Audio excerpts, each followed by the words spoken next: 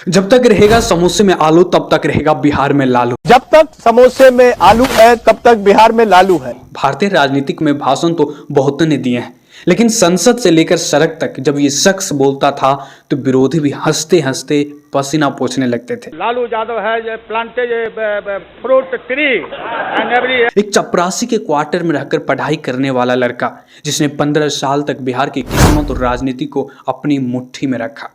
चारा घोटाला, जेल की सलाखें, रेलवे का 25,000 करोड़ का मुनाफा और परिवारवाद का आरोप। आखिर क्या है लालू यादव की अनसुनी दास्ताना? दोस्तों, भारतीय राजनीतिक में ऐसे कई नेता हुए जिन्होंने सत्ता का सुख भोगा, लेकिन कुछ ऐसे भी रहे जिन्होंने राजनीति की पूरी भाषा ही बदल कर रख दी।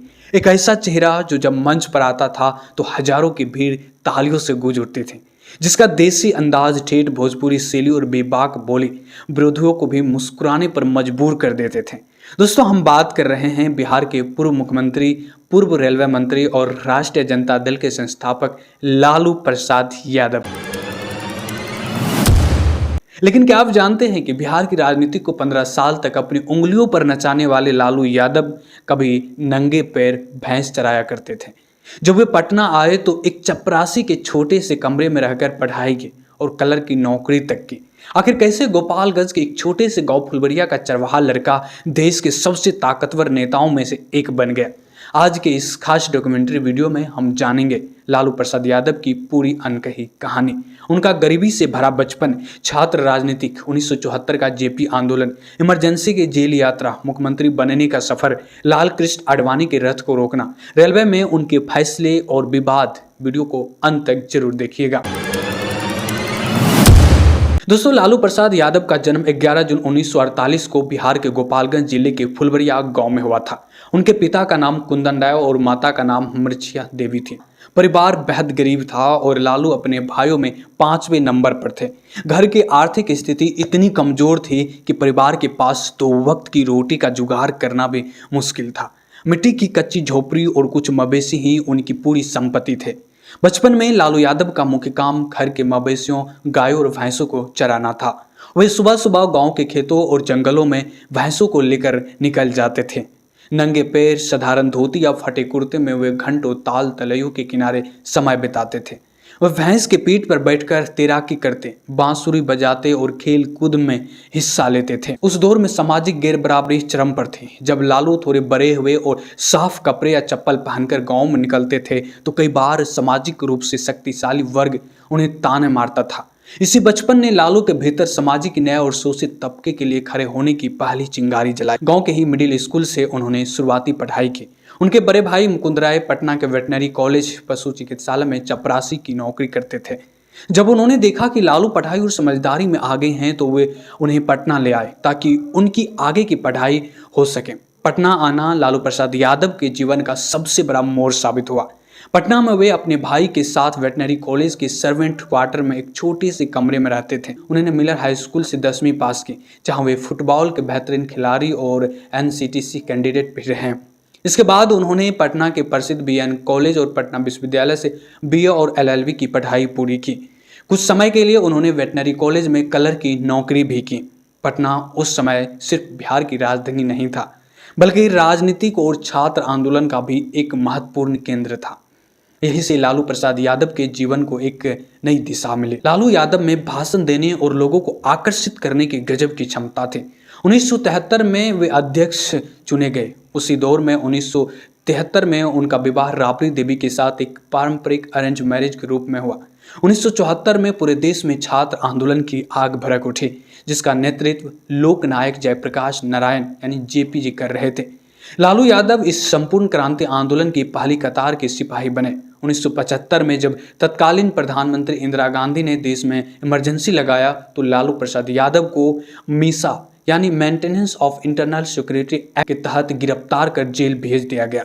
जेल में रहने के दौरान ही उनकी पहली बेटी का जन्म हुआ और उन्होंने कानून के नाम पर अपनी बेटी का नाम मीसा भारती रख दिया। दोस्तों, इमरजेंसी हटने के बाद 1977 में जब आम चुनाव हुए तो जनता पार्टी की टिकट पर लालू प्रसाद यादव मात्र 29 वर्ष की आयु में छपरा से सांसद बनकर संसद पहुंचे। वे उस समय देश के सबसे युवा सांसदों में से एक थे। सांसद बनने के बाद लालू ने बिहार विधानसभा का रुख किया और सोनपुर से विधायक बनकर 1989 में नेता प्रतिपक्ष बने। फिर आया 1990 का साल। 1990 के बिहार विधानसभा चुनाव में जनता दल की सरकार बनी और देवीलाल और विश्वनाथ प्रताप सिंह के सहयोग से लालू प्रसाद यादव पहली बार बिहार के मुख्यमंत्री बने। तो दोस्तों, आप जानेंगे लालू यादव के मुख्यमंत्रित्व काल के प्रमुख पहलू के बारे में। फर्स्ट है सामाजिक न्याय और वंचितों की आवाज। लालू यादव ने बिहार के दबे कुचले पिछड़े और अल्पसंख्यक वर्गों को एक मजबूत राजनीतिक आवाज दी। उन्होंने नारा दिया कि अब राज गरीबों का होगा। सेकेंड है चरवाहा विद्यालय योजना। उन्होंने उन बच्चों के लिए चरवाहा विद्यालय खोले जो दिन में पशु चराते थे, ताकि वे मवेशी चराने के साथ साथ बुनियादी शिक्षा भी पा सके। थर्ड है आम आदमी से जुड़ो। मुख्यमंत्री बनने के बाद भी लालू का अंदाज नहीं बदला। वे कभी भी राह चलते लोगों से बात करते, पटना की सड़कों पर ग्रामीणों को कंबल बांटते और मुख्यमंत्री आवास के दरवाजे आम जनता के लिए खुले रखते थे। फिफ्थ है रथ यात्रा और समस्तीपुर की गिरफ्तारी। अक्टूबर 1990 में जब लाल कृष्ण आडवाणी की राम रथ यात्रा बिहार से गुजर रही थी, तब सांप्रदायिक तनाव के अंदेशों को देखते हुए लालू यादव ने साहसिक फैसला लेते हुए समस्तीपुर में आडवाणी को गिरफ्तार करवा दिया। इस घटना ने उन्हें धर्मनिरपेक्ष राजनीति का राष्ट्रीय चेहरा बना दिया गया। लालू की लोकप्रियता अपनी चरम पर थी और वे 1995 के चुनाव में वे भारी बहुमत से दोबारा मुख्यमंत्री बने। लेकिन 1996 में उनके राजनीतिक जीवन का सबसे बड़ा संकट सामने आया, चारा घोटाला। दोस्तों, पशुपालन विभाग में सरकारी खजाने से फर्जी बिलों के आधार पर करोड़ों रुपए की अवैध निकासी की बातें सामने आई। इस मामले में जब सीबीआई ने लालू प्रसाद यादव पर शिकंजा कसा तो उन पर इस्तीफे का दबाव बढ़ गया। 1997 में लालू यादव ने जनता दल से अलग होकर अपनी खुद की पार्टी बनाई, आरजेडी यानी राष्ट्रीय जनता दल। इसके बाद जब उन्हें जेल जाना तय हो गया तो उन्होंने एक अप्रत्याशित कदम उठाते हुए अपनी श्रीमती राबड़ी देवी को बिहार का नया मुख्यमंत्री बना दिया।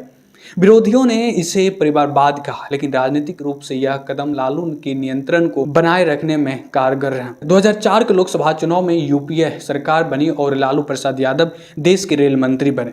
रेलवे मंत्रालय में उनका कार्यकाल ऐतिहासिक माना जाता है। घाटे में चल रही भारतीय रेलवे को भारी मुनाफे में बदला। बिना रेल किराए में भारी बढ़ोतरी किए बगैर लोडिंग क्षमता बढ़ाई। आम यात्रियों के लिए सस्ते किराए वाली ऐसी ट्रेन यानी गरीब रथ शुरू की। रेलवे स्टेशनों पर प्लास्टिक कप की जगह मिट्टी के कुल्हड़ और खादी के उपयोग को बढ़ावा दिया गया, ताकि ग्रामीण कारीगरों को रोजगार मिले। लालू प्रसाद यादव का जीवन भारतीय लोकतंत्र की उस जटिलता का प्रतीक है जहां एक तरफ सामाजिक बराबरी, पिछड़ों का सशक्तिकरण और बेजोर नेतृत्व शैली दिखाती है, दूसरी तरफ प्रशासनिक कमियां, चारा घोटाला और कानून मुकदमों के साए भी रहे। तो दोस्तों, लालू प्रसाद यादव की कहानी सिर्फ किसी एक व्यक्ति की बायोग्राफी नहीं है, यह बिहार के गांव की कहानी है, यह सामाजिक बदलाव की कहानी है, यह छात्र राजनीति की ताकत की कहानी है, यह संघर्ष और सत्ता की कहानी है, और साथ ही यह सफलता, विवादों, आलोचना और राजनीतिक संघर्ष का भी कहानी है। लालू प्रसाद यादव को आप जिस भी राजनीतिक नजरिए से देखें, लेकिन उनकी कहानी भारतीय राजनीति के सबसे दिलचस्प राजनीतिक सफरों में से एक जरूर है। दोस्तों, गोपालगंज के फुलवरिया गांव से शुरू हुआ यह सफर पटना के विश्वविद्यालय पहुंचा। पटना के विश्वविद्यालय से छात्र राजनीति में आया, छात्र राजनीतिक से संसद पहुंचा, संसद से बिहार की सत्ता तक पहुंचा और फिर बिहार की राजनीतिक में दशकों तक एक ऐसी पहचान बनाई जिसे नज़रअंदाज करना मुश्किल है। दोस्तों, लालू प्रसाद यादव की पूरी कहानी हमें यह बताती है कि राजनीतिक में सिर्फ पद नहीं बल्कि जनता से जुड़ाव भी बहुत महत्वपूर्ण होता है। और शायद यही वजह है कि इतने लंबे राजनीतिक सफर के बाद भी लालू प्रसाद यादव का नाम बिहार की राजनीति की चर्चा में हमेशा बना रहता है। अगर आपको लालू प्रसाद यादव की यह पूरी कहानी पसंद आई हो तो वीडियो को लाइक कीजिए, चैनल को सब्सक्राइब कीजिए और कमेंट करके जरूर बताइए कि लालू प्रसाद यादव की राजनीतिक सफर के बारे में आपकी क्या राय है।